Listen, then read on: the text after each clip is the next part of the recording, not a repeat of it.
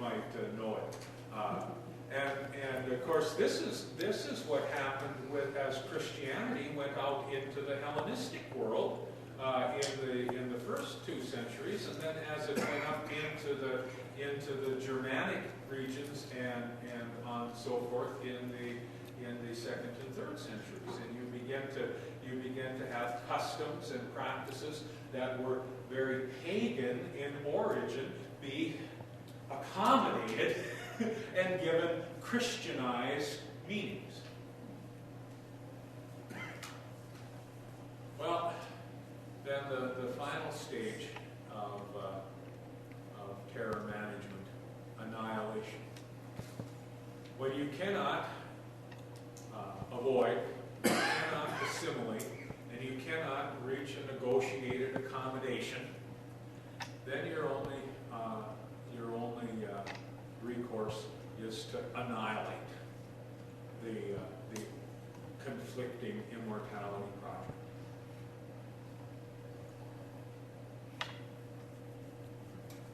Shut it up. Silence it.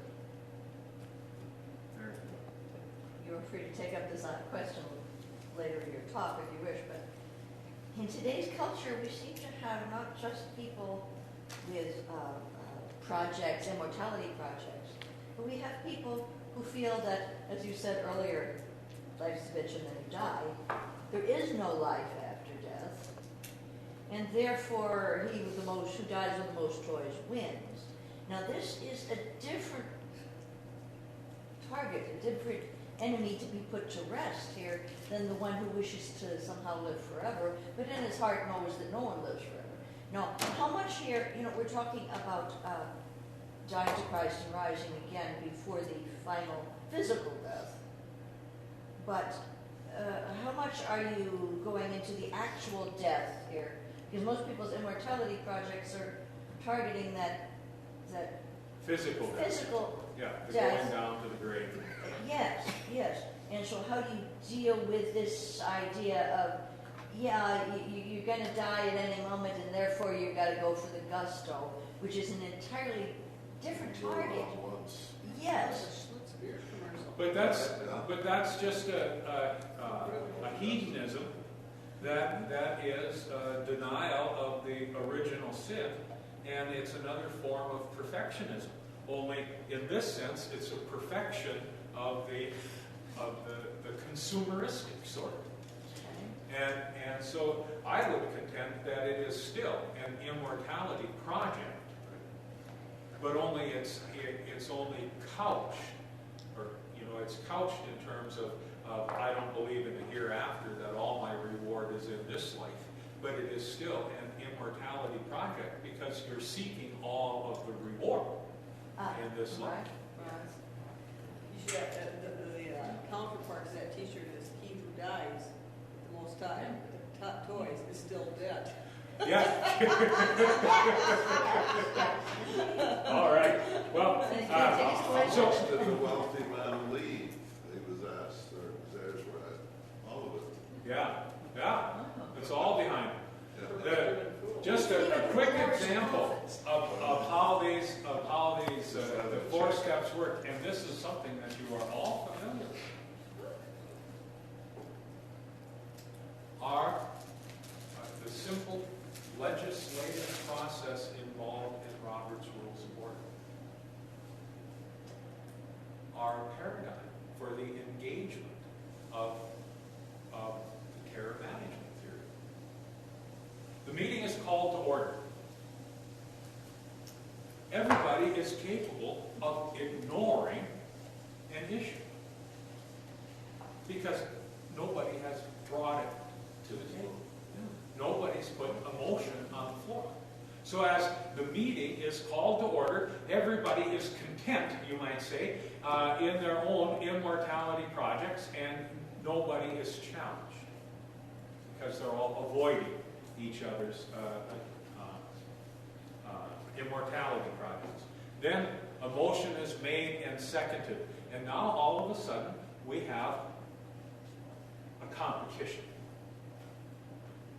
There's an immortality project being proposed that perhaps conflicts, maybe it doesn't, but I'm saying it conflicts with yours. And so now we have the discussion that goes on, and you have both for and against. And so people are speaking at the microphones, as you might say if we're a church-wide assembly, speaking for and against, involved in the process of assimilation, conversion, trying to win people over from one side to the other. Well, then, going along with this, you might also have the process of accommodation, as amendments are made to the motion. And so in this amending process, you seek to negotiate something that is acceptable to a greater number of differing immortality projects. And then, once all the voices are heard, or accommodations made, or once question is called, then we enter into the final stage, annihilation. The vote is taken, the winners rejoice, and the losers shut up. Institute of Lutheran Church is not killed Oh, in yeah. the tornado. So there in a microcosm, you have an example of terror management theory at work.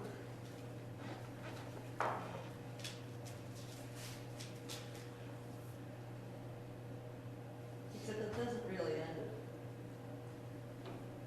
What's that? It's a good argument, except it doesn't really end it. Well, Have the losers shut up? until the next few years. Yeah, your metaphor only goes so far. I know, but that's the way with all analogies. You just can't, Exactly. you can't push them too far. Right. And so we come, then, to the true cost of consolation. And I was so relieved that Lene set the tone by reading from John 15. Because this does, John 15 is true consolation.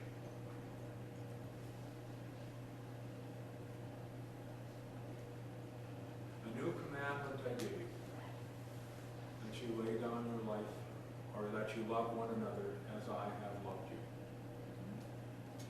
That you lay down your life for your friends. So we return to, blessed be the God and Father of our Lord Jesus Christ, the source of all mercy and the God of all consolation. He comforts us in all our sorrows, so that we can comfort others in their sorrows with the consolation we ourselves have received from God. How does God comfort us?